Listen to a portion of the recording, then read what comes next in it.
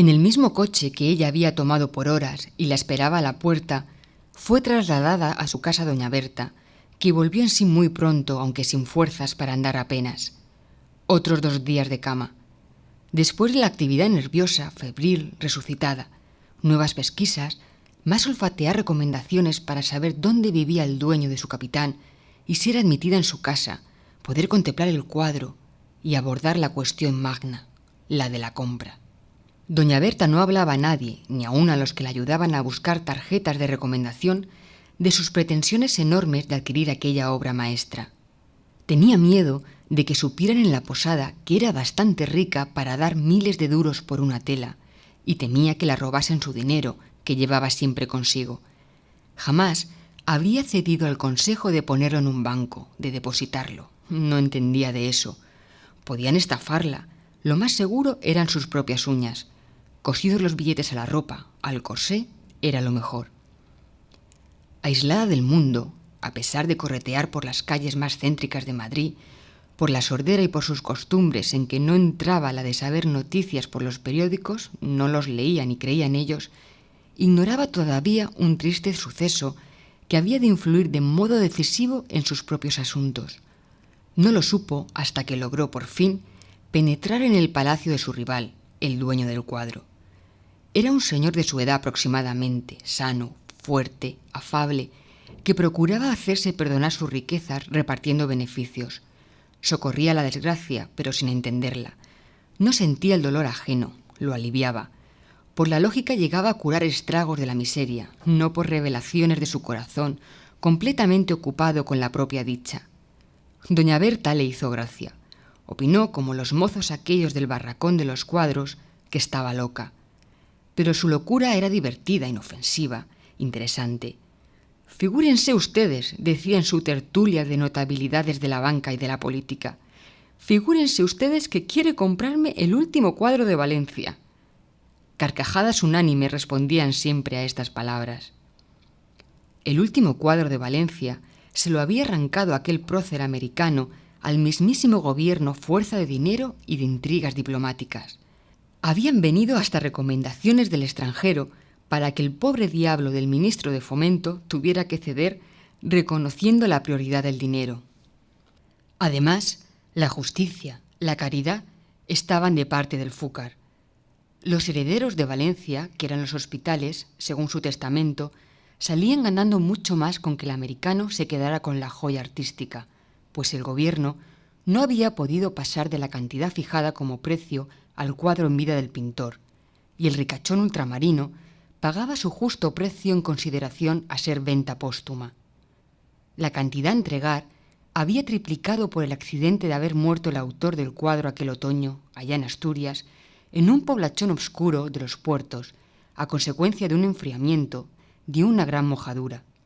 En la preferencia dada al más rico había habido algo de irregularidad legal, pero lo justo en rigor era que se llevase el cuadro el que había dado más por él. Doña Berta no supo esto los primeros días que visitó el museo particular del americano. Tardó en conocer y hablar al millonario, que la había dejado entrar en su palacio por una recomendación sin saber aún quién era ni sus pretensiones. Los lacayos dejaban pasar a la vieja, que se limpiaba muy bien los zapatos antes de pisar aquellas alfombras, repartía sonrisas y propinas y se quedaba como en misa, recogida, absorta, contemplando siempre el mismo lienzo, el del pleito, como lo llamaban en la casa. El cuadro, metido en su marco dorado, fijo en la pared, en aquella estancia lujosa, entre muchas otras maravillas del arte, le parecía otro a doña Berta. Ahora le contemplaba a su placer. Leía en las facciones y la actitud del héroe que moría sobre aquel montón sangriento y glorioso de tierra y cadáveres en una aureola de fuego y humo.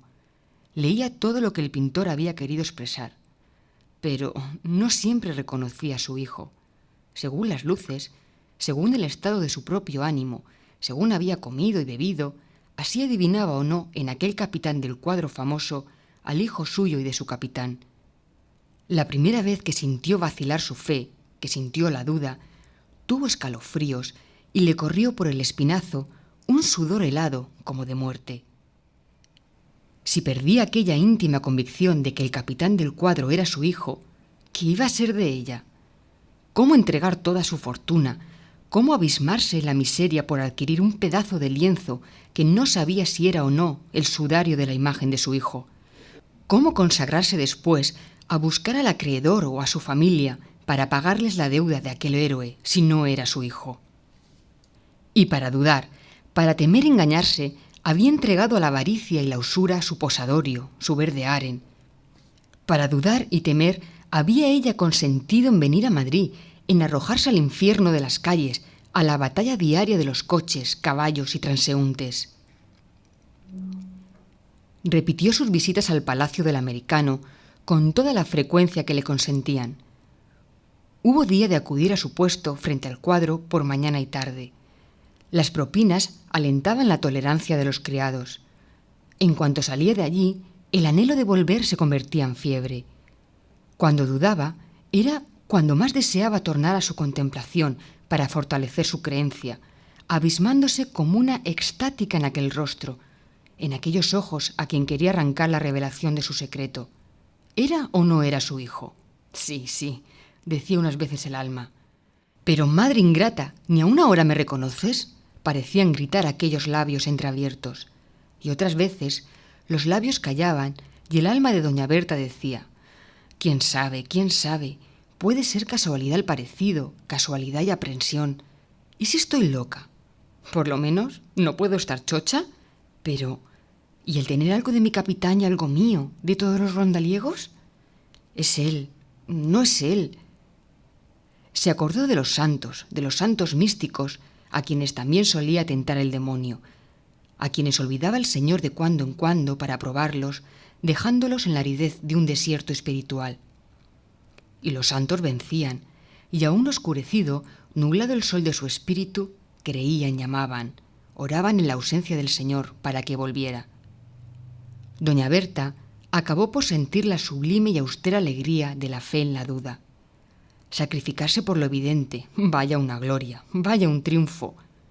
La valentía estaba en darlo todo, no por su fe, sino por su duda. En la duda amaba lo que tenía de fe, como las madres aman más y más al hijo cuando está enfermo o cuando se lo roba el pecado. La fe débil, enferma, llegó a ser a sus ojos más grande que la fe ciega, robusta. Desde que sintió así, su resolución de mover cielo y tierra para hacer suyo el cuadro fue más firme que nunca. Y en esta disposición de ánimo estaba cuando por primera vez encontró al rico americano en el salón de su museo. El primer día no se atrevió a comunicarle su pretensión inaudita, ni siquiera a preguntarle el precio de la pintura famosa. A la segunda entrevista, solicitada por ella, le habló solemnemente de su idea, de su ansia infinita de poseer aquel lienzo. Ella sabía cuánto iba a dar por él tiempo atrás el Estado. Su caudal alcanzaba a tal suma y aún sobraban miles de pesetas para pagar la deuda de su hijo si los acreedores aparecían. Doña Berta aguardó anhelante la respuesta del millonario, sin parar mientes en el asombro que él mostraba y que ya tenía ella previsto. Entonces fue cuando supo por qué el pintor amigo no había contestado a la carta que le había enviado por un propio. Supo que el compañero de su hijo, el artista insigne y simpático que había cambiado la vida de la última rondaliego al final de su carrera, aquel aparecido en el bosque, había muerto allá, en la tierra, en una de aquellas excursiones suyas en busca de lecciones de la naturaleza. Y el cuadro de su capitán, por causa de aquella muerte, valía ahora tantos miles de duros que todo su sacasa, aunque fuese 3 veces más grande, no bastaría para pagar aquellas pocas varas de tela. La pobre anciana lloró, apoyada en el hombro del fúcar ultramarino, que era muy llano y sabía tener todas las apariencias de los hombres caritativos. La buena señora estaba loca, sin duda, pero no por eso su dolor era menos cierto y menos interesante la aventura. Estuvo amabilísimo con la abuelita. Procuró engañarla como a los niños. Todo menos es claro soltar el cuadro, no ya por lo que ella podía ofrecerle, sino por lo mismo que valía. Estaría bien. ¿Qué diría el gobierno? Además, aun suponiendo que la buena mujer dispusiera del capital que ofrecía, Acceder a sus ruegos era perderla, arruinarla. Caso de prodigalidad, de locura, imposible. Doña Berta lloró mucho, suplicó mucho y llegó a comprender que el dueño de su bien único tenía bastante paciencia aguantándola, aunque no tuviera bastante corazón para ablandarse. Sin embargo, ella esperaba que Dios la ayudase con un milagro. Se prometió sacar agua de aquella peña, ternura de aquel canto rodado que el millonario llevaba en el pecho. Así, se conformó por lo pronto con que la dejara, mientras el cuadro no fuera trasladado a América, ir a contemplarlo todos los días. Y de cuando en cuando también habría de tolerar que le viese a él, al ricachón, y le hablase y le suplicase de rodillas.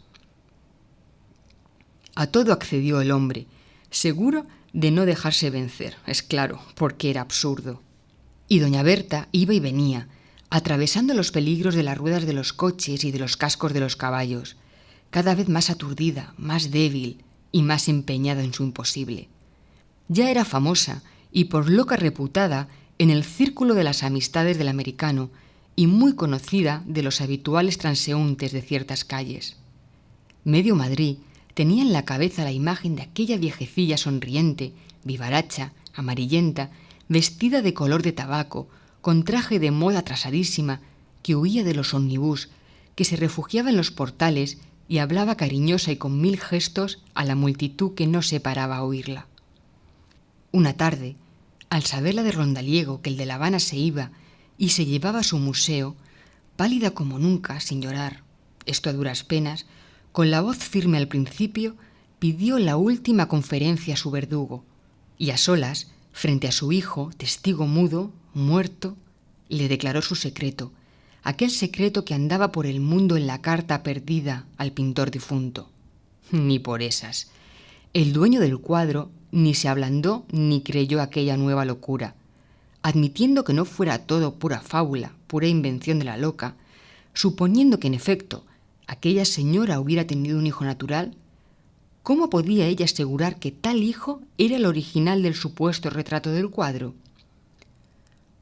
Todo lo que doña Berta pudo conseguir fue que la permitieran asistir al acto solemne y triste de descolgar el cuadro y empaquetarlo para el largo viaje.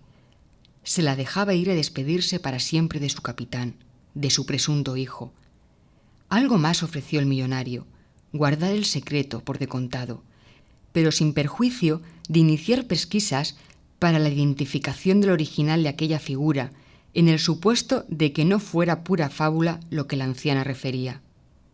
Y doña Berta se despidió hasta el día siguiente, el último, relativamente tranquila, no porque se resignase, sino porque todavía esperaba vencer. Sin duda quería Dios probarla mucho y reservaba para el último instante el milagro. Oh, pero habría milagro.